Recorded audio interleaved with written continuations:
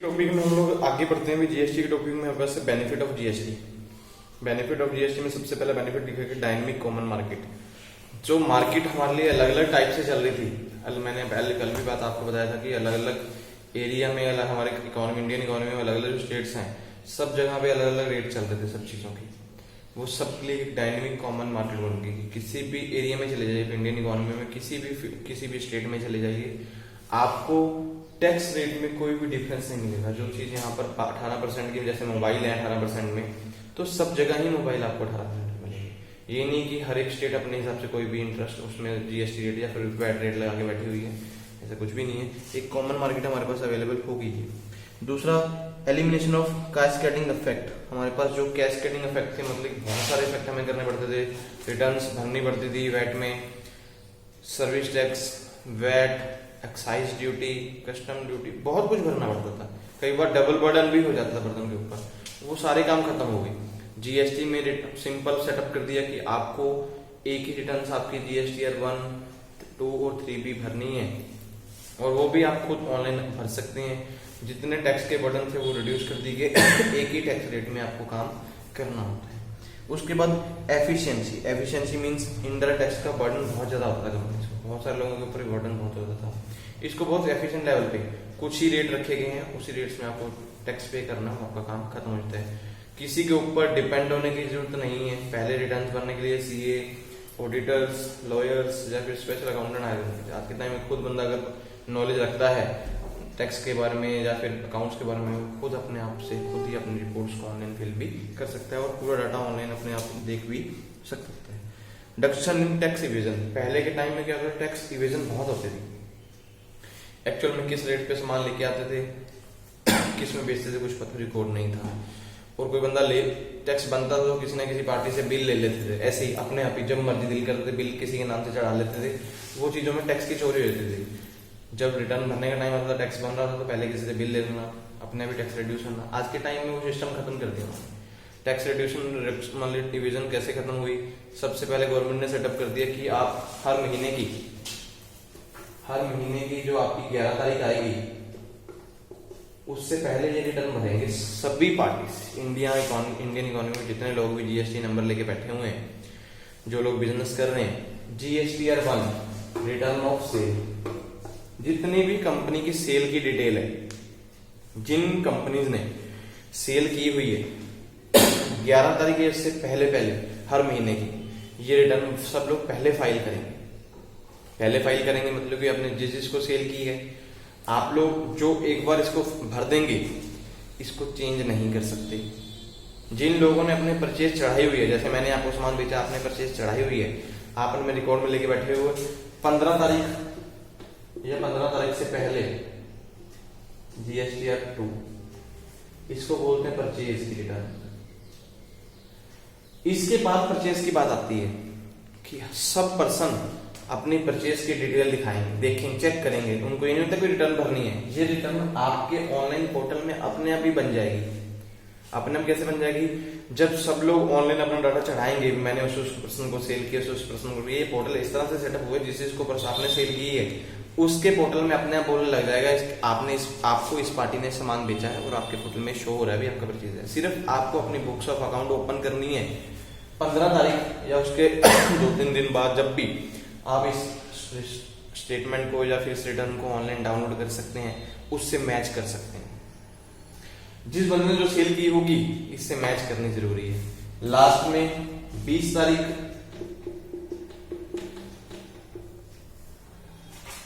तारीख या उससे पहले हर एक महीने की GST 3B, sale and purchase totals with tax.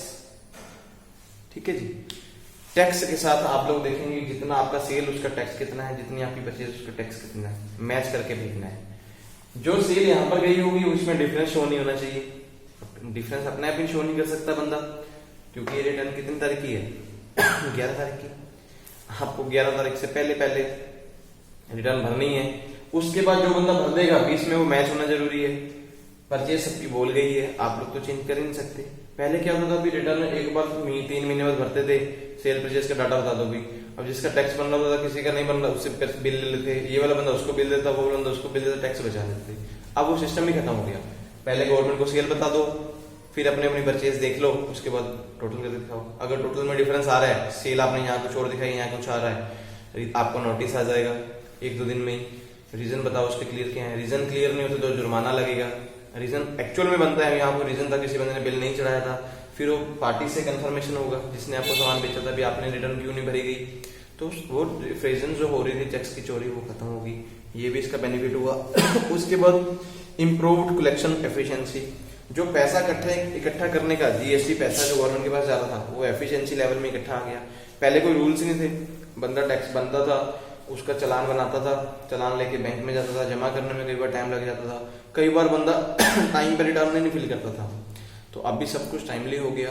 Easily base पे गवर्नमेंट के पास 20 तारीख के बाद ज्यादा से ज्यादा लोग 1-2 दिन लेट भी हो जाते हैं और पर डे के अकॉर्डिंग जुर्माना देते हैं। 25 तारीख तक गवर्नमेंट का डाटा आ जाता है कि हर महीने हमने कितना पैसा कलेक्ट किया है, उसको कहाँ कहाँ पे हम इन्वेस्टमेंट कर सकते हैं, इजिली बस कोई भी नॉर्म्स बना सकते हैं। रेवेन्यू जनरेशन, ये सिस्टम आने से क्या हुआ, गवर्नमेंट का रेवेन्यू भी बढ़ गया। पहले टैक्स गवर्नमेंट को जो इकट्ठा होता था वैट में या एक्साइज में या फिर सर्विस टैक्स में, वो कम होते थे, उसमें इतना पता नहीं लगता था कि कितना पैसा हम लोग हर महीने बढ़ा रहे हैं, कम कर रहे हैं।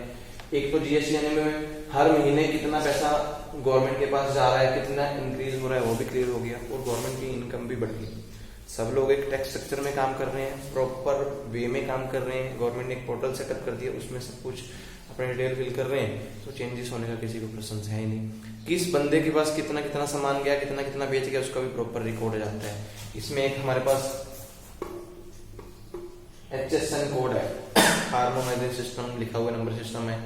सभी स्टॉक आइटम्स के लिए कोड रखे गए हैं, किस पार्टी ने कौन से कोड वाला सामान किसको बेचा हुआ है, सब गया हुआ है। जब वो बंदा बेचेगा कौन से कोड वाला सामान बेच रहा है, वो सारा रिपोर्ट गवर्नमेंट के पास रहता है, तो बंदा स्टॉक में भी इनपुट और कुछ भी हेरा बदली नहीं कर पाता है। ये भी रीजन उसमें रुक गया है। उसके बाद encourage saving and investment, GST से क्या हुआ, अभी इन्वेस्टमेंट और सेविंग लेवल भी बढ़ गई। सब लोग प्रॉपर काम कर रहे हैं, पैसा फ्लो प्रॉपर तरीके से चल रहा है। जिन लोगों को ज्यादा आ रहा है वो इन्वेस्टमेंट भी कर रहे हैं, सेविंग भी कर रहे हैं बैंक वगैरह में। जिन लोगों को बस नहीं आ रहा उनके पास भी आज पैसा पहुंचना स्टार्ट हो गया है। Improved efficiency of logistic, GST आने के बाद लॉजिस्टिक का भी एफिशिएंसी लेवल बढ़ गया है। व्यापार अच्छे तरीके से चल रहा है, लॉजिस्टिक लेवल भी अच्छे तरीके से चलना स्टार्ट हो। पहले क्या होता था, अभी क्लियर नहीं होता था लॉजिस्टिक में कितना खर्चा आ रहा है, नहीं आ रहा। जीएसटी आने से पता है कि लोडिंग में भी आप सामान भेज रहे हैं, उसके में भी आपको क्या करना होता है। अगर 50,000 से ज्यादा का बिल है तो एक बिल बनाना होता है, ई-वे बिल।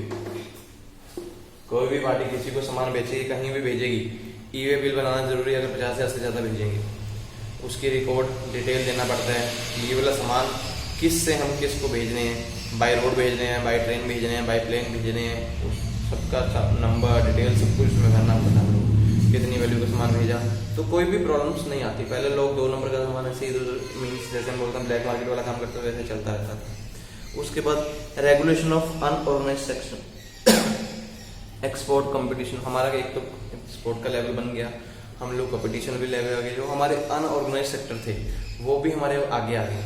जिन चीजों के बारे में गवर्नमेंट को भी नहीं पता था भी ये लोग बिजनेस कर रहे हैं आज के टाइम में, क्योंकि नॉर्मल पर्सन भी जीएसटी नंबर ले रहे हैं। भाई क्यों ले रहे हैं, क्योंकि हम जीएसटी वाली पार्टी हैं, आप भी जीएसटी वाले, मान लो हरिओम ने जीएसटी नंबर नहीं लिया, हम दोनों आपस में तो अच्छा व्यापार कर सकते हैं, हम दोनों एक दूसरे input output credit input benefit ले सकते हैं। जब हरिओम से सामान खरीदेंगे तो हम तो इसको बोलेंगे भाई हमें तो जीएसटी का बिल दे, तब देर से व्यापार करेंगे। तो वहां पर मानते हो अनऑर्गेनाइज सेक्टर जो लोग काम ही नहीं कर रहे थे वो लोग भी जीएसटी में आके अब काम कर रहे हैं, क्योंकि एक बेस्ट वे में काम चल रहा है। सब लोग अपने फायदे के लिए देखते हैं, गवर्नमेंट आपको बेनिफिट भी दे रही है, तो वहां पर टैक्स में बेनिफिट भी हमें साथ में मिल रहे हैं। हायर थ्रेशोल्ड ऑफ रजिस्ट्रेशन, बहुत सारे लोग जैसे उन्होंने बोला कि बहुत सारे रजिस्ट्रेशन जीएसटी में बढ़ी हैं। जो लोग कभी किसी भी टैक्स स्ट्रक्चर में आने के लिए सोचते नहीं थे, ना सर्विस टैक्स में ना वैट में, वो लोग जीएसटी में अपने आप खुद रजिस्टर करवा रहे हैं। चाहे वो एक मेथड बेस पे, चाहे एक नीड बेस पे, चाहे गवर्नमेंट के प्रेशर पे, जिस तरह से मर्जी है मान सकते हैं। जैसे मैंने आपको एग्जांपल अभी बताई कि जो जीएसटी वाली पार्टीज हैं आपस में आईटीसी तो कर सकती हैं। मैं आपसे सामान खरीद गया, मैंने जो आपको टैक्स पे किया, जब मैं सेल करूंगा वो टैक्स माइनस कर लूंगा। अगर आपने जीएसटी नंबर नहीं लिया हुआ तो आप अगर उससे सामान खरीद रहे हो जिसने जीएसटी नंबर नहीं लिया हुआ तो आप उसका आईटीसी बेनिफिट नहीं ले सकते। मैं आपसे 5,000 का सामान लूंगा, उस पर जो टैक्स बनता है आपको टोटल अमाउंट तो दूंगा ही दूंगा, लेकिन जब मैंने सामान बेचना है तो जो आपको टैक्स दिया वो माइनस नहीं कर सकता, तो ये प्रॉब्लम्स भी आती हैं। तो उसकी वजह से बहुत सारे रजिस्ट्रेशन भी जीएसटी में बढ़ी हैं, ये भी एक बेनिफिट हुआ। उसके बाद स्मॉल स्केल बिजनेस को कंपोजिशन स्कीम्स में भी बहुत सारी मिली हैं जीएसटी में भी। स्मॉल स्केल बिजनेस या फिर अलग अलग स्टेटमेंट्स में जो बेनिफिट्स होने चाहिए वो बेनिफिट्स भी सब कुछ हमें मिल रहे हैं। Benefit to the consumers, consumers को भी जीएसटी आने से बेनिफिट हुआ। अलग अलग एरिया में अलग अलग टैक्स रेट्स में जो सामान खरीदना पड़ रहा था, जो अलग अलग कीमतों में सामान खरीदना पड़ता था, वो चीजें खत्म हो गई।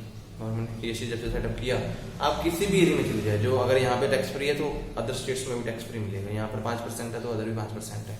तो किसी भी बंदे को अलग सामान लेने के लिए किसी और स्टेट में जाने की जरूरत नहीं पड़ती, सेम रेट में आपको सामान अलग अलग टैक्स रेट में मिल जाते हैं। फिर हमारे पास आता है GST registration and returns. GST registration के लिए मैंने आपको बताया कि नॉर्मल जो स्टेट्स हैं हमारी इकोनॉमी में, जितनी भी स्टेट्स हैं उसमें कुछ स्टेट ऐसे 11 स्टेट रखेंगे जिनको स्पेशल स्टेट्स भी बोला गया है। स्पेशल स्टेट्स में आपको बताऊं कौन कौन सी रखी है इन्होंने। हाँ, जम्मू कश्मीर, अरुणाचल प्रदेश, मणिपुरम, मिजोरम, नागालैंड, सिक्किम, उत्तराखंड, हिमाचल प्रदेश, असम, मेघालय। मोस्टली जितने भी हिल एरिया हैं वो ज्यादातर हमारी स्पेशल स्टेट्स हैं, जैसे हम बोल सकते हैं हिल एरिया वाले जो हैं वो स्पेशल स्टेट्स में। जीएसटी सभी जगह लग रहा है, नॉर्मल एरिया वो नॉर्मल स्टेट्स हैं हमारे। अभी इसमें जीएसटी रजिस्ट्रेशन के लिए गवर्नमेंट रखा क्या है, जो भी जितने भी नॉर्मल एरिया हैं, अगर आपकी टर्नओवर 20 लाख से ज्यादा है पूरे साल का टर्नओवर, किसी भी बंदे का जो बिजनेस पूरे साल में 20 लाख से ज्यादा का है सिर्फ सेल से, तो उसको जीएसटी रजिस्ट्रेशन करवाना जरूरी है। वो जीएसटी रजिस्ट्रेशन करवाएगा ही करवाएगा, अदरवाइज वो इकोनॉमी में प्रॉपर काम नहीं कर सकता, मीन्स अपने बिजनेस को आगे नहीं बढ़ा सकता। जिस लेवल में वो काम कर रहा है वही करेगा, क्योंकि आज के टाइम में जब भी कोई बंदा बिजनेस स्टार्ट करता है, बिजनेस तो एक्सपैंड होता ही है। तो अगर आपकी 20 लाख से ज्यादा हो जाएगी पूरे साल की सेल, तो आपको जीएसटी नंबर लेना जरूरी है। ये जो नॉर्मल एरिया है, सॉरी हिल एरिया है, जो स्पेशल स्टेट्स में बताई, यहाँ पर क्या है सीलिंग जो है 10 लाख की है। क्योंकि हमें भी पता है कि जो इतने भी हिल एरिया है वहाँ पे बिजनेस वगैरह कम होते हैं, काम ज्यादा नहीं होते।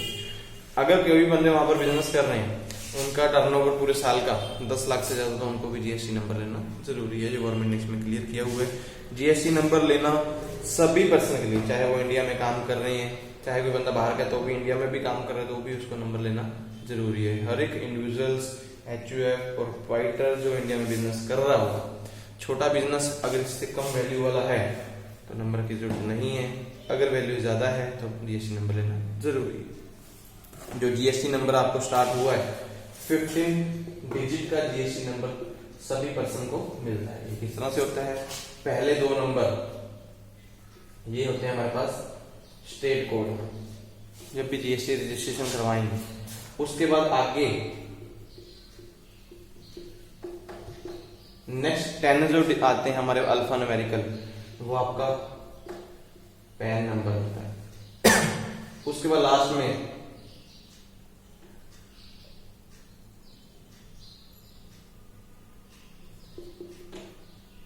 3 नंबर कुछ भी मिलेंगे, वो अल्फा न्यूमेरिक किसी को कुछ भी मिल सकते हैं। वो जो सीरियल अकॉर्डिंग कुछ भी चल रहा होता है, अल्फा न्यूमेरिक कुछ भी नंबर आपको मिल जाते हैं। पहला जो 2 अक्षर होंगे हर एक स्टेट के होंगे। जैसे पंजाब की बात करते हैं, पंजाब का जो स्टेट कोड है वो 03 है। 03 का मतलब पंजाब का स्टेट कोड है। उसके बाद हम देगा पैन नंबर, पैन के बाद लास्ट में 3 नंबर आएंगे, वो आपके स्टेट कोड को डिनोट करने वाले हैं। AEHG 10 नंबर होते हैं पैन कार्ड, पैन कार्ड के हम लोग देखते हैं तो वो पैन नंबर भी हमारे पास आते हैं। जो भी रजिस्ट्रेशन करवाए उसके अलावा जीएसटी रजिस्ट्रेशन जो लोग पहले से किसी टैक्स स्ट्रक्चर में काम कर रहे थे, जिन वैट में काम कर रहे थे, सर्विस टैक्स में, एक्साइज में, वो सब लोग ऑटो मोड पे जीएसटी रजिस्ट्रेशन में पहले से ही आ चुके हैं। कोई भी नया बंदा बिजनेस में आ जाएगी, इसका रजिस्ट्रेशन का प्रोसेस बहुत सिंपल है। वेब इन्होंने लिखा भी हुआ है जीएसटी रजिस्ट्रेशन का प्रोसेस क्या है, बहुत सिंपल है। किसी बंदे को जीएसटी रजिस्ट्रेशन करने के लिए किसी भी प्रकार का कहीं जाने की जरूरत नहीं पड़ती। जीएसटी रजिस्ट्रेशन की फीस भी बिल्कुल निल है, कोई आपको फीस पे नहीं करे। पहले लाइसेंस जीएसटी का नंबर लेने के लिए, सॉरी वैट नंबर लेने के लिए लोगों के पीछे भागना पड़ता था, प्रॉपर लोगों को पकड़ना पड़ता था। भी कौन बंदे हमारे रजिस्ट्रेशन करवाएंगे, वो दफ्तर में जाएंगे, वहां पर दफ्तर में जाके भी काफी कुछ लोगों को पैसे वगैरह देने पड़ते थे, फिर जाके नंबर मिलते थे। बहुत सारी जगह पे ऐसा कुछ चलता था। लेकिन जब से जीएसटी का स्टार्ट हुआ, अगर कोई बंदा रजिस्ट्रेशन करना चाहता है गवर्नमेंट जीएसटी के लिए एक वेबसाइट बना दी www.gst.government.in, ये वेबसाइट है।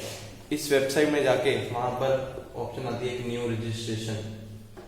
अगर कोई बंदा न्यू रजिस्ट्रेशन करना चाहता है तो न्यू रजिस्ट्रेशन कर सकता है। न्यू रजिस्ट्रेशन करने के लिए आपका जो आधार कार्ड है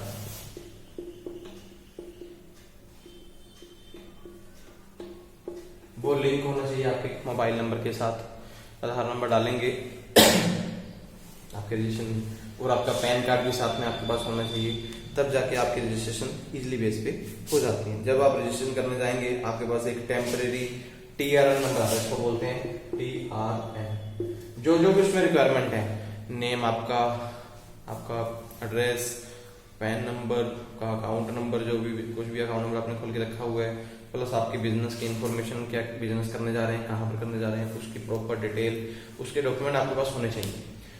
जिस एरिया में आप बिजनेस कर रहे हैं उसके जगह के पेपर भी होने चाहिए, तभी जाके आपको रजिस्ट्रेशन मिलता है, क्योंकि ऑनलाइन चेकिंग वगैरह सब कुछ होता है। डिटेल फिल कर देंगे, नंबर जनरेट होगा TRN, जिसको टेम्परेरी रेफरेंस नंबर बोलते हैं। वो कुछ दिन के लिए आपके पास रहेगा, वो प्रोसेस में चलता है, 2-3 स्टेप होते हैं।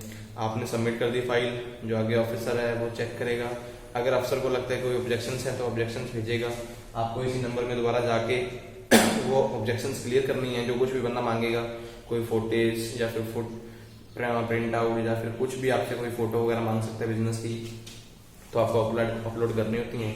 लास्ट में जाके आपको जीएसटी नंबर मिल जाते हैं। जीएसटी नंबर लेने के लिए आपके पास स्पेशली एक email ID plus phone number आपके पास होना चाहिए, जिससे आपकी प्रॉपर इन्फॉर्मेशन आपके पास पहुंचती रही है। क्योंकि अगर हमारे पास प्रॉपर इन्फॉर्मेशन लेनी है तो ये चीजें जरूरी चाहिए। इजिली बेस पे जीएसटी नंबर कोई भी बंदा अप्लाई कर सकते हैं। किसी बंदे को किसी के ऊपर डिपेंड होने की जरूरत नहीं है। इसकी कोई भी रजिस्ट्रेशन फीस गवर्नमेंट ने नहीं रखी हुई। अगर कोई बंदा खुद अप्लाई करता है तो इजी बेस पे अप्लाई भी कर देते हैं। उसके बाद हमारे पास आती है जीएसटीआर की रिटर्न।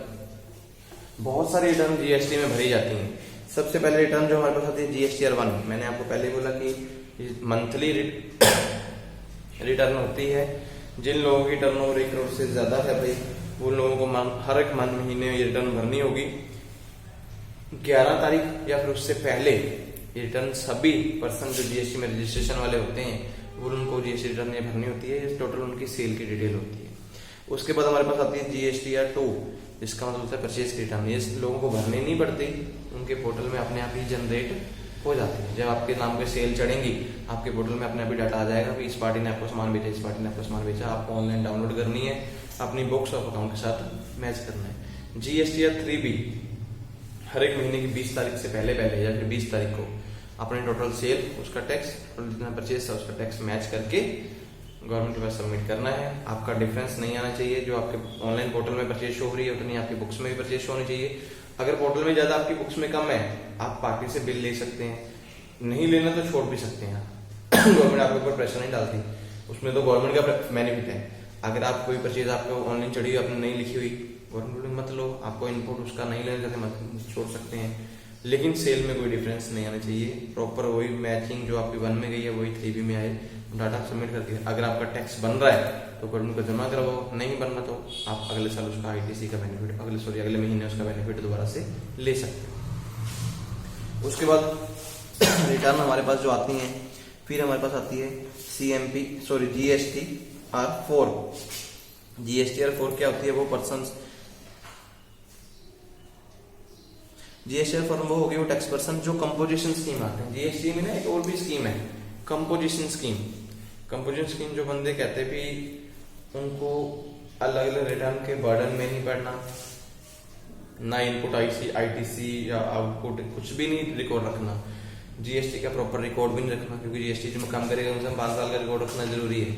कंपोजिशन स्कीम उन पर्सन के लिए है जिन पे ऐसा लगता है कि हमारे ऊपर बिजनेस छोटे हैं, अच्छा काम चल रहा है। जीएसटी में जैसे मैं बोलूँ कि आपका टर्नओवर मान लो 20 लाख के आसपास का है, तो आप कंपोजिशन स्कीम में भी आ सकते हैं। कंपोजिशन स्कीम जो जीएसटी के टोटल काम से फ्री रहने देती है, उसमें फिक्स रेट होता है 18%। आपको गवर्नमेंट को टैक्स देना ही देना है, 18% जो भी गवर्नमेंट सेटअप किया हुआ है उतना आपको फिक्स जो है गवर्नमेंट को टैक्स वो पे करना ही है। कोई रिटर्न भरने की जरूरत नहीं कुछ भरने के लिए, सिर्फ जो आपके पास GSTR 4 जो स्टेटमेंट है वही पर्सन्स साल में एक बार भरते हैं।